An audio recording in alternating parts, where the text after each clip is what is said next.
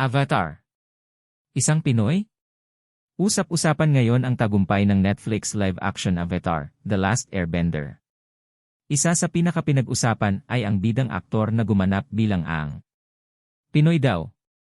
Si Gordon Cormier ay isang Canadian teen actor na ipinanganak noong Oktubre 8, 2000 sa Vancouver, British Columbia, Canada.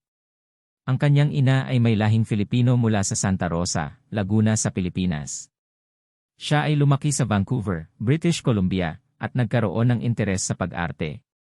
Isa siyang veteranong aktor na nagkaroon ng mga papel sa iba't ibang palabas at pelikula. Narito ang ilan sa kanyang filmography.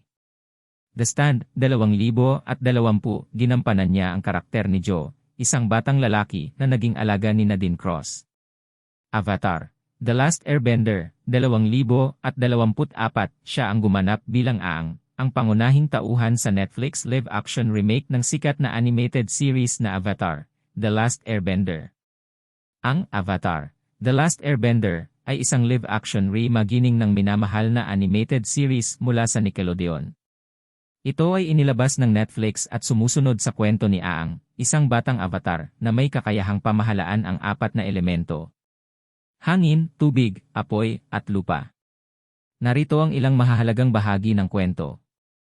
Pagkagising ni Aang, matapos ang 100 taon na pagkakatulog, si Aang ay nagising upang malaman na siya na lamang ang natirang airbender sa mundo. Ang Fire Nation ay nagpapalaganap ng karahasan at naghahari-harian. Si Aang ay may misyon na ibalik ang balanse sa nasirang mundo. Kasama ni Aang, sa kanyang paglalakbay, nakilala ni Aang sina Katara, isang waterbender, at ang kanyang kapatid na si Sokka. Kasama nila, si Aang ay naglalakbay upang hanapin ang iba't ibang mga master para sa bawat elemento. Panganib at pagsubok, habang nag-aaral si Aang na pamahalaan ang iba't ibang elemento, sila ay nahaharap sa iba't ibang panganib at pagsubok. Ang Fire Nation ay patuloy na nag-aambisyon na maghari sa buong mundo, at si Aang ay ang huling pag-asa para sa kaligtasan ng lahat. Mga kaibigan at kaaway, sa kanilang paglalakbay, nakilala rin nila ang iba't ibang mga tauhan tulad nina Prince Zuko, Princess Azula, at Uncle Iroh. May mga kaibigan silang nakakasama, ngunit may mga kaaway din na nagpapahirap sa kanilang misyon. Sozin's Comet, sa paglipas ng panahon, natuklasan nila ang pagdating ng Sozin's Comet, isang bihirang cosmic event na magdadala ng malaking pagbabago sa mundo. Ito ay magiging pagsubok para kay Aang at sa kanyang mga kasama. Sa kabila ng mga pagsubok, ang kwento ng Avatar, The Last Airbender, ay puno ng pag-asa, pagkakaibigan, at pagtutulungan para sa kaligtasan ng mundo. Narito ang ilan sa mga kapwa-aktor at aktres na makakasama niya sa palabas. Kiawentiio Tarbell bilang Katara. Si Katara ay isang waterbender na may malasakit sa kanyang tribo, at may layunin na maging mas mahusay sa paggamit ng kanyang kapangyarihan. Ian Owsley bilang Sokka. Si Sokka ay kapatid ni Katara at isang non-bender. Siya ay matapang, palabiro, at may malasakit sa kanyang mga kasama. Dallas Liu bilang Prince Zuko. Si Prince Zuko ay mula sa Fire Nation at may misyon na hanapin ang Avatar. Siya ay mayroong komplikadong karakter at nagdudulot ng interes sa kwento. Paul Sun-hyung Lee bilang Uncle Iroh. Si Uncle Iroh ay isang magiting na Fire Nation General na may malalim na kaalaman sa bending at buhay. Daniel Dae Kim bilang Fire Lord Ozai. Si Fire Lord Ozai ay ang leader ng Fire Nation at ang pangunahing kalaban ng Avatar. Siya ay ambisyoso at mapanupil. Matthew Yang King bilang Appa. Si Appa ay ang SKY Bison at loyal na kasama ni Aang. Siya ay may kakayahang lumipad at maging transportasyon para sa grupo. Ken Leung bilang Commander Zhao. Si Commander Zhao ay isang militar ng Fire Nation na may layuning hulihin ang Avatar. Siya ay determinado at mapanlaban. Roy Iskandar bilang Lieutenant G. Si Lieutenant G ay isa sa mga tauhan ni Commander Zhao. Siya ay may malasakit sa kanyang mga kasamahan. Elizabeth Yu bilang Azula. Si Azula ay kapatid ni Zuko at isang mahusay na firebender. Siya ay manipulative at may ambisyon na maging Fire Lord. Lim Kay-shu bilang Gyatso. Si Gyatso ay isa sa mga guro ni Aang sa Air Nomad Temple. Siya ay may malasakit at pagmamahal kay Aang.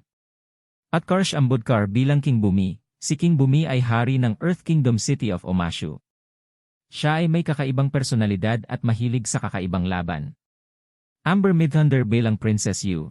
Si Princess Yu ay taga-tribo ng Northern Water Tribe. Siya ay may espesyal na koneksyon sa buwan. Casey Camp Horinek bilang Gran Gran. Si Gran Gran ay isang matandang waterbender at lola ni Katara at Sokka. Thalia Tran bilang Mai. Si Mai ay isang Fire Nation noble at kasintahan ni Zuko. Siya ay tahimik at misteryoso.